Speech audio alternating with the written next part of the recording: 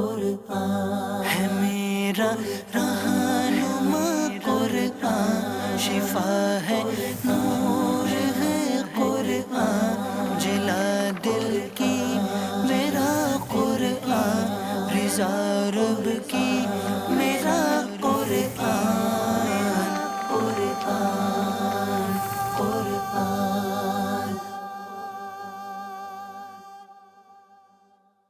الحمد للہ رب العالمین والصلاة والسلام علی سید المرسلین، اما بعد فاعوذ باللہ من الشیطان الرجیم، بسم اللہ الرحمن الرحیم۔ الصلاة والسلام علیک یا رسول اللہ وعلی آلک واصحابک یا حبیب اللہ، الصلاة والسلام علیک یا نبی اللہ وعلی آلک واصحابک یا نور اللہ۔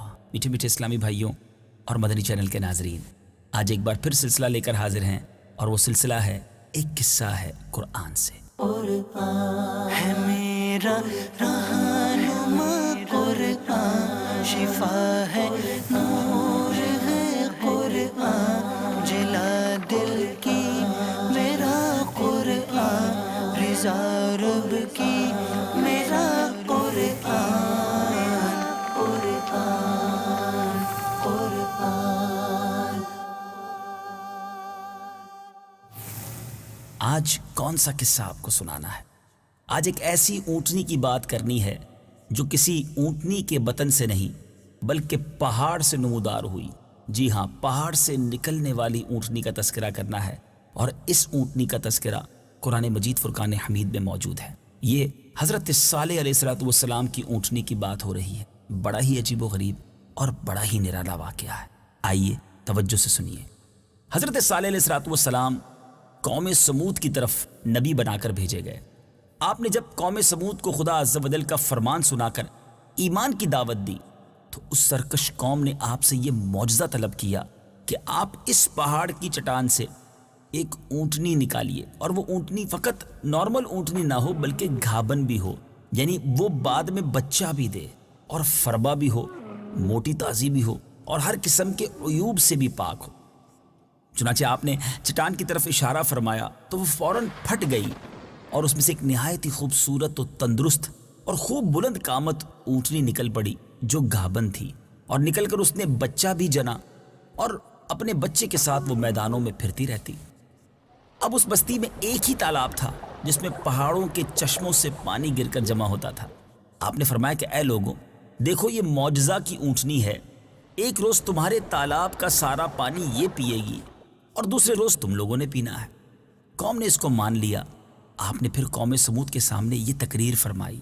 جو آپ نے فرمایا وہ قرآن مجید میں کن الفاظ میں موجود ہے؟ تلاوت قرآن مجید سنیے، اور آئیے اس کا ترجمہ سنیے۔ یا قوم اعبدوا اللہ ما لکم من الہ غیرہ قد جاءت بينة من ربكم هذه ناقة الله لكم آية فذروها تأكل في أرض الله ولا تمسوها بسوء فيأخذكم عذاب أليم۔ ترجمہ: اے میری قوم، اللہ کی عبادت کرو، اس کے سوا تمہارا کوئی معبود نہیں۔ بے شک تمہارے پاس تمہارے رب کی طرف سے روشن نشانی آ گئی، تمہارے لیے نشانی کے طور پر اللہ کی یہ اونٹنی ہے، تو تم اسے چھوڑے رکھو تاکہ اللہ کی زمین میں کھائے، اور اسے برائی کے ساتھ ہاتھ نہ لگاؤ، ورنہ تمہیں دردناک عذاب پکڑ لے گا۔ اب چند دن تو قوم سمود نے اس تکلیف کو برداشت کیا۔ ایک دن ان کو پانی نہیں ملتا تھا، کیونکہ اس دن تالاب کا سارا پانی جو ہے وہ اونٹنی پی جاتی تھی۔ اس لیے لوگوں نے طے کر لیا کہ اس اونٹنی کو قتل کر ڈالیں۔ اب ایک اس قوم کا شخص کدار بن سالف، جو سرخ رنگ کی بھوری آنکھوں والا اور پستہ قد آدمی تھا، اور ایک بدکار عورت کا بیٹا تھا، ساری قوم کے حکم سے اس اونٹنی کو قتل کرنے کے لیے تیار ہو گیا۔ حضرت صالح علیہ السلام منع ہی کرتے رہے، مگر کدار بن سالف نے پہلے تو اونٹنی کے چاروں پاؤں کو کاٹ ڈالا، اور پھر اس کو ذبح کر دیا، اور انتہائی سرکشی کے ساتھ حضرت صالح علیہ السلام سے بے ادبانہ گفتگو کرنے لگا۔ چنانچہ خداوند قدوس کا ارشاد قرآن پاک میں کچھ اس طرح ہے: فعقروا الناقة وعتوا عن أمر ربهم وقالوا يا صالح ائتنا بما تعدنا إن كنت من المرسلين.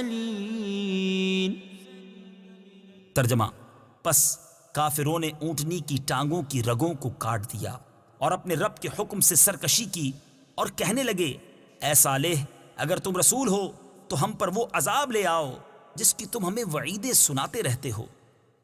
میٹھے میٹھے اسلامی بھائیوں، اب جب اس انداز سے اللہ تبارک و تعالیٰ کے حکم کی سرکشی کی گئی، حضرت صالح علیہ السلام کی بے ادبی کی گئی، تو اب اس قوم پر عذاب نازل ہوا. وہ عذاب کیسا تھا؟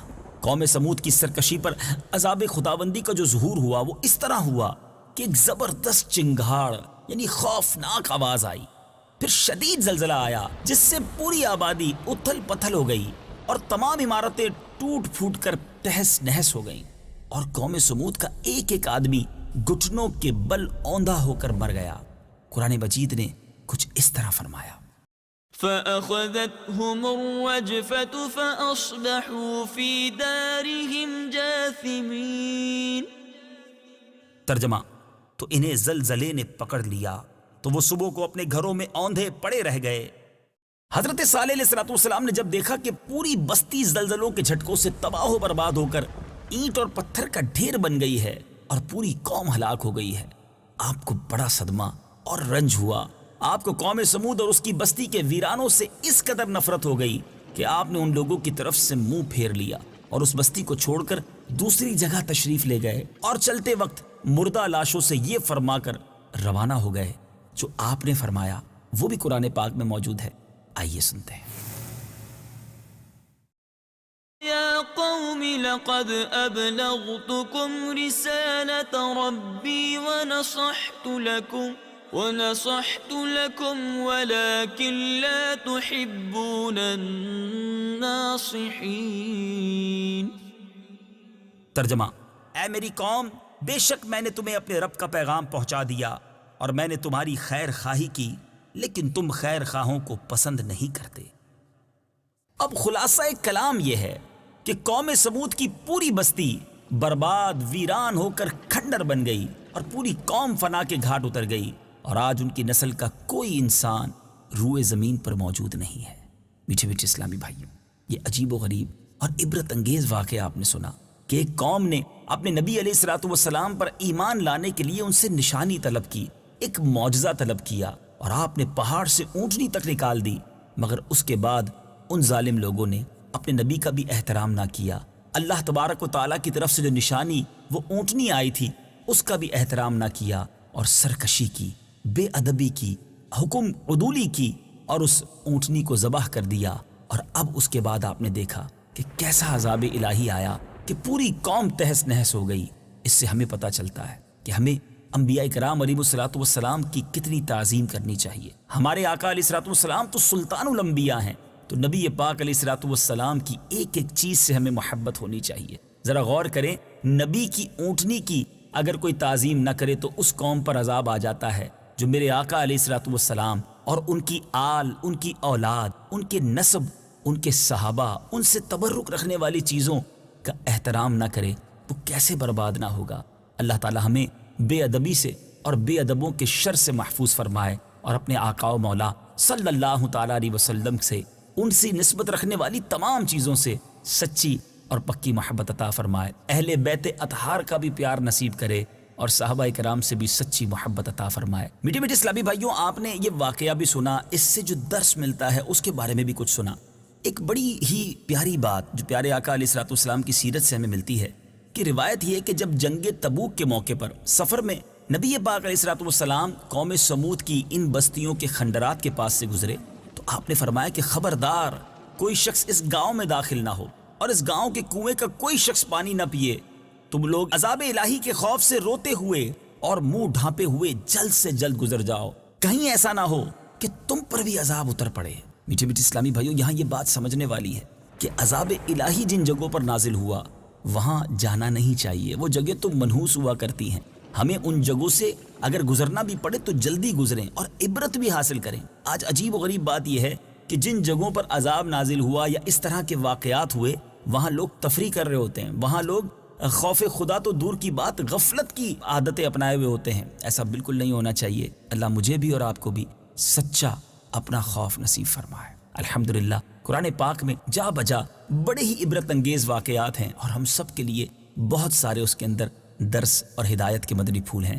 مدنی چینل بھی دیکھتے رہیے، قرآن پاک کی بھی تلاوت کرتے رہیے، ترجمہ اور وہ بھی ترجمہ کنز الایمان پڑھیں تو کیا بات ہے، اور تفسیر قرآن سبحان اللہ۔ مکتبۃ المدینہ نے ہمیں صراط الجنان کا تحفہ عطا کیا ہے، یہ بہت خوبصورت تفسیر قرآن ہے، اس کو پڑھتے رہیے تو انشاءاللہ بہت پیارے پیارے مدنی پھول سیکھتے بھی رہیں گے، فیضان قرآن بھی لوٹتے رہیں گے۔ اگلے سلسلے میں ایک اور بڑا ہی پیارا موضوع لے کر آپ کے لیے حاضر ہوں گے۔ صلو علی الحبیب صلی اللہ تعالی علی محمد صلی اللہ علیہ وسلم۔ قرآن ہے میرا رہنما، قرآن شفا ہے، نور ہے قرآن، جلا دل کی میرا قرآن، رضا